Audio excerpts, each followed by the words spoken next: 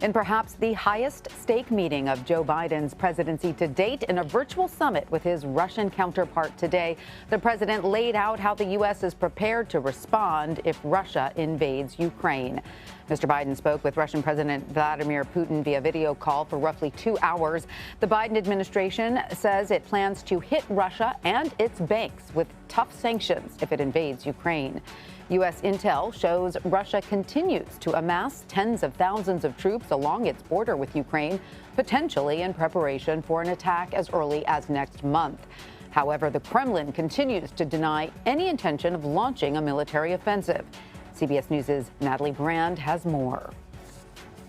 President Biden laid a wreath at the World War II memorial to mark the 80th anniversary of the attack on Pearl Harbor, ahead of his high-stakes call Tuesday morning with Russian President Vladimir Putin. Good to see you again. U.S. intelligence has warned of a possible Russian invasion of Ukraine as soon as January, with 90,000 Russian troops gathered at the border, a move Russia also took in 2014 prior to invading Ukraine's Crimean Peninsula. This buildup is concerning to us.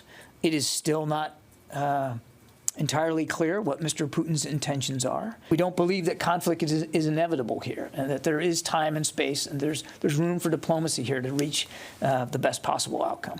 The president is expected to warn President Putin there will be real costs if Russia invades Ukraine. This is the moment for Russia to pull back their military buildup at the border. The White House says the range of options being discussed includes economic sanctions. The president also spoke to key European allies Monday night to coordinate how they could respond. We have made clear to Moscow that we will respond resolutely, including with a range of what we have called high-impact economic measures that we've refrained from using in the past. In addition to Ukraine, Presidents Biden and Putin are expected to talk about cybersecurity and construction of a key gas pipeline from Russia into Europe. Natalie, CBS News, the White House. Joining us with more now is CBS News Chief Washington Correspondent Major Garrett. Hi, Major. So what did the two sides expect to get out of today's call? And is there any indication of whether or not those expectations were met? To clarify both sides' positions, the Russians want to clarify for the United States that they have no immediate intentions and maybe not have any intentions at all of invading Ukraine, and also to explain the context of this very obvious, easily visible, highly transparent troop buildup.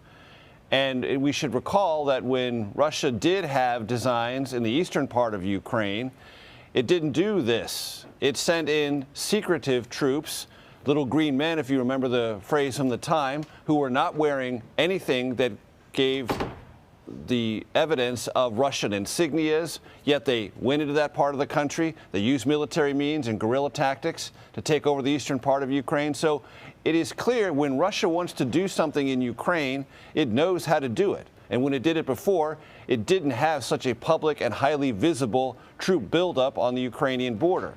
That is cold comfort to the Biden White House and the U.S. intelligence community, because they can't look at this and say, well, this is entirely benign. There's no real threat here. That's serious troop movements and lots of military materiel behind it.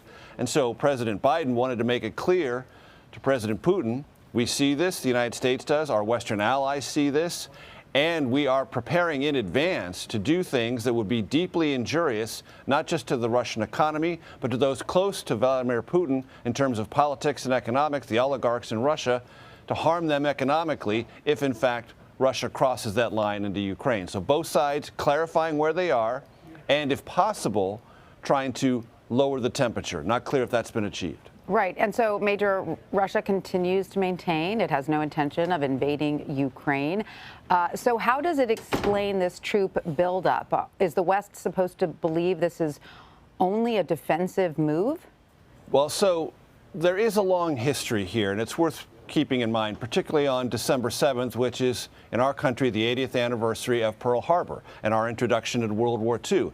The United States has a very definitive narrative about World War II, and it sharply contrasts with the narrative that the Soviet Union has about World War II.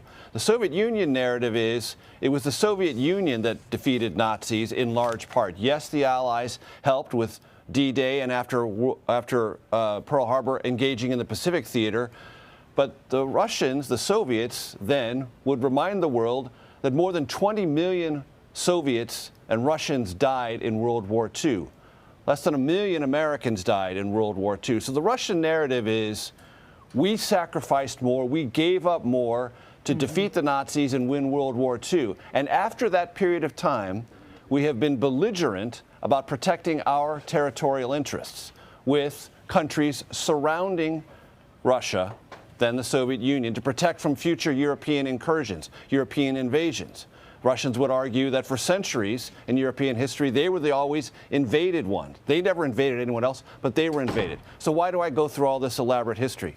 Well, Ukraine, from the Russian and Moscow perspective, is the last remaining place in which it can have some kind of buffer zone between Europe.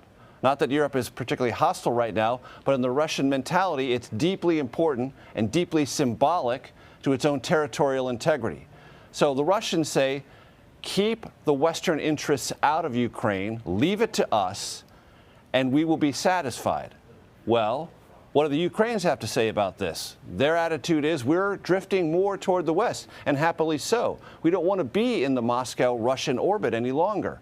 So they are caught between this history in Russia, the aspirations of the West, and their own aspirations to become less Russianized and more Westernized. That's all part of this conflict. I know it's a lot of deep history there, but it's not irrelevant. It's very relevant from the Moscow-Russian perspective. Yeah, no, it's very important to understand all of that because, of course, that impetus from Ukraine to move towards the West is something that the Kremlin obviously does not welcome. And so, Major, U.S. officials say that they plan to hit Russia and its banks with economic sanctions as a deterrence to any sort of military offensive. How effective would sanctions like that really be if the Kremlin were intent on invading Ukraine?